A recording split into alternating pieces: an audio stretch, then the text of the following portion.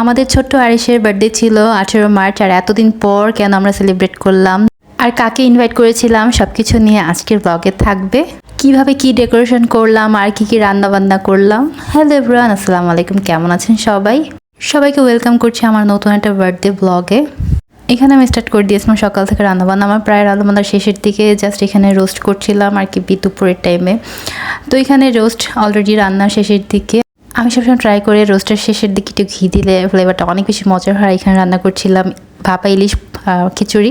এটা আমি কি করি, ইলিশটা যখন একটু খিচুড়িটা সফট হয়েছে তখন আমি ইলিশটা দিয়ে দিই, এর আগে ম্যারিনেট করে রাখি। দেন এটা একটু যখন কুক হয়ে যায় তখন আমি জাস্ট আলতোভাবে ইলিশগুলো একটু ঢেকে দিই। এতে করে ইলিশটাও সিদ্ধ হয়ে যাবে, খিচুড়িটাও হয়ে যাবে। তা না হলে কিন্তু ইলিশটা ভেঙে যাওয়ার চান্স থাকে নাড়াচাড়া করলে। এটা আমার কাছে এত বেশি মজা লাগে। আর আমার বাসায় যে খেয়েছে আমার হাতে ইলিশ খিচুড়িটা সবাই প্রশংসা করেছে, আলহামদুলিল্লাহ। দেন আমরা দুপুরে খাওয়া দাওয়া শেষ করে বিকালের দিকে আর কি ডেকোরেশন করতে চলে আসছি। এখানে আনিসের বাবাকে দিয়েছিলাম বেলুনগুলো ফোলানোর জন্য। এখানে ফোলাতে একটা উড়ে চলে গিয়েছে। তো এখানে ফাইনালি সবগুলো বেলুন প্রায় ফোলানো শেষ, এখন ডেকোরেশন করছি আস্তে আস্তে। তো এখানে কাকে ইনভাইট করেছিলাম আজকে হচ্ছে বেসিক্যালি আমাদের এলাকার একটা বড় ভাই, তো ওনার ফ্যামিলি সবাইকে দাওয়াত করেছিলাম, মানে 4 জন, তাদের 2টা বেবি সহ আর কি।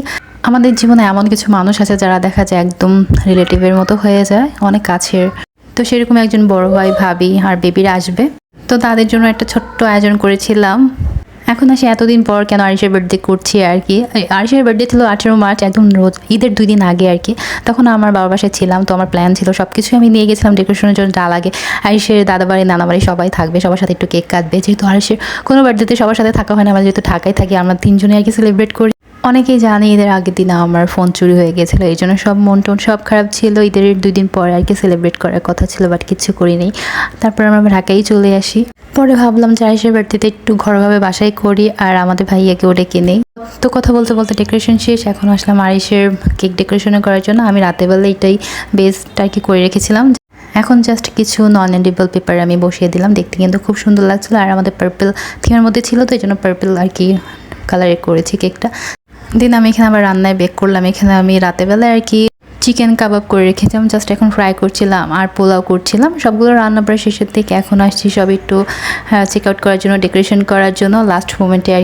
তো ভাইয়াদের আসার কথা ছিল 8টার দিকেই। তো আমি এত বেশি মানে সকাল থেকে একা হাতে আমি অল্প অল্প করে অনেক আইটেম করেছিলাম, এর জন্য আমার লেট হয়ে গেছিলাম। তখন প্রায় 7টার দিকে আমি ডেকোরেশন করতে বসছি। আমি তখনও কিছু রেডি হই নাই। দেন খাবার টাবার রেডি করতে করতেই ভাইয়ারা চলে আসে। দেন ওনারা আসার পর আমি আবার খাবারগুলো গরম করে রেডি করে দেন ওনাদের জন্য টেবিলে খাবার সার্ভ করে দিই। খাওয়া দাওয়া শেষ করে আর কি বেবিরা যারা আছে 2 জন আর কিউট বেবি, ওরা 2 জনে আর আরিশ মিলে কেক কাটিং করলো। তো খাওয়া দাওয়ার কোনো ভিডিও ক্লিপ নিয়ে নেই, কারণ সবাই কমফোর্টেবল ফিল করে না। দেন কেকটাও কেটে দিলাম, তো ভাবিরা খেয়ে চলে গেল। দেন আমি আরিশ আর ওর বাবা মিলে একটু কেকটা কাট করলাম একটু ভিডিও করার জন্য আর কি। এখানে আরিশকে আমরা কাটার পরে কেক খাইয়ে দিচ্ছিলাম, বাট ও খাবে না, ও লুকায় পড়ছিল। কারণ উপরে যে সুগার বলটা ছিল এগুলো ভাইয়ার ছেলে, আর ও খেয়ে শেষ করে ফেলছে পেট ভরা। ওকে রাতের খাবার খাইয়ে দিয়ে আমরা 2 জন আবার খেতে বসলাম। তো সব কিছু মিলিয়ে আর কি একটা ভালো টাইম আমরা স্পেন্ড করলাম আজকে। আর আমার ফোনে অনেক কয়েকটা ব্লগ জমে গিয়েছে, আস্তে আস্তে সব কিছু এডিটিং করে আপনাদের সাথে শেয়ার করবে। এই ছিল আজকের ব্লগ। আল্লাহ হাফেজ।